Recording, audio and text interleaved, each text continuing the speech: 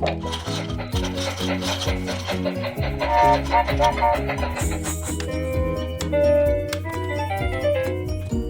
put into the cart. Bus carries many passengers.